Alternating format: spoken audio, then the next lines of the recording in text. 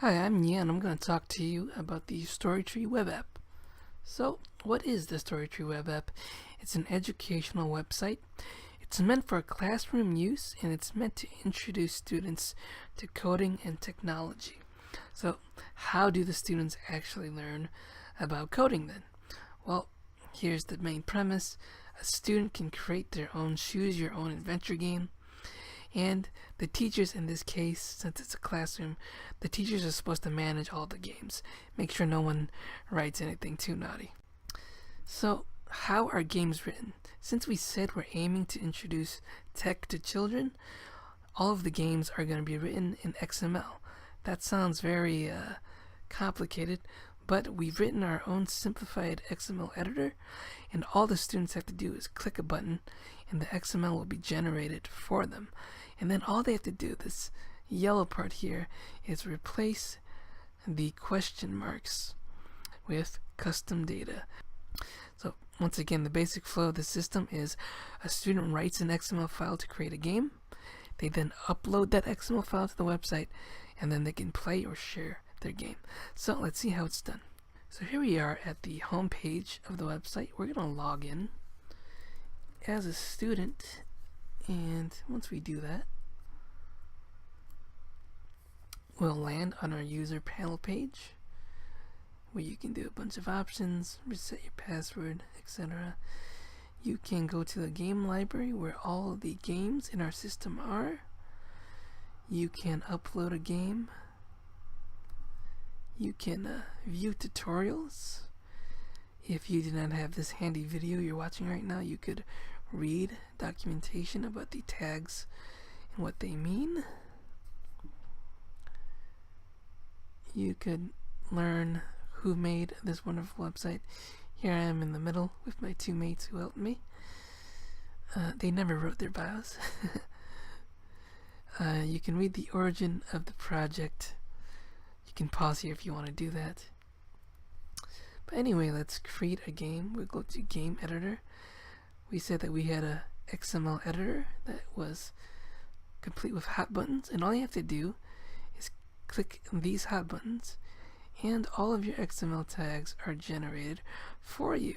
So you'll remember we said all a student has to do is click the buttons to generate XML, which we just did, and all they have to do is replace these question marks. So title would be the title of our game. Let's create a choose your own adventure game, and we'll call it Nia's Funky Adventure. Class ID is supposed to be an integer that represents a teacher's classroom, and let's say at the very first scene of our choose your own adventure game, what happens in the very first scene? Nia saw a talking cow, and it said, "Hey dude." Oh my. Alright. What should you do? Or say to the cow? And let's say I only have one option to say anything with. Remember, all I have to do is replace these question marks. Cowabunga, dude. Cowabunga. Alright.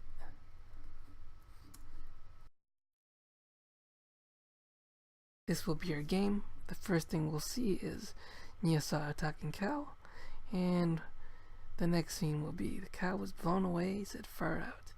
So that's the end of our game. Let's save our file as a cow on our desktop. Now let's upload cow.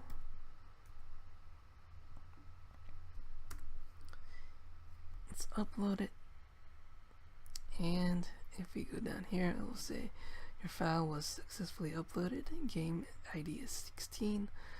We go to the game library. Let's play it. Game 16. This one. Yes, Funky Adventure. we can play the selected game. You're about to play game 16. If we wanted, we could rate it, or we could view or edit the game data. Look at this. This is exactly what we wrote. But let's imagine that this was our friend. Our friend could look at it if they wanted to. Begin the game. Nia saw attacking cow.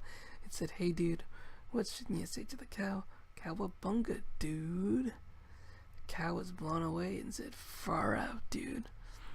So that's it. That's basically the flow of the game. If you want to check out the website for yourself, you can go to my GitHub, view code repo, and you can check out all the source files here. All this stuff, nice stuff. XML, controllers. Ooh, sounds very interesting. Thanks for watching.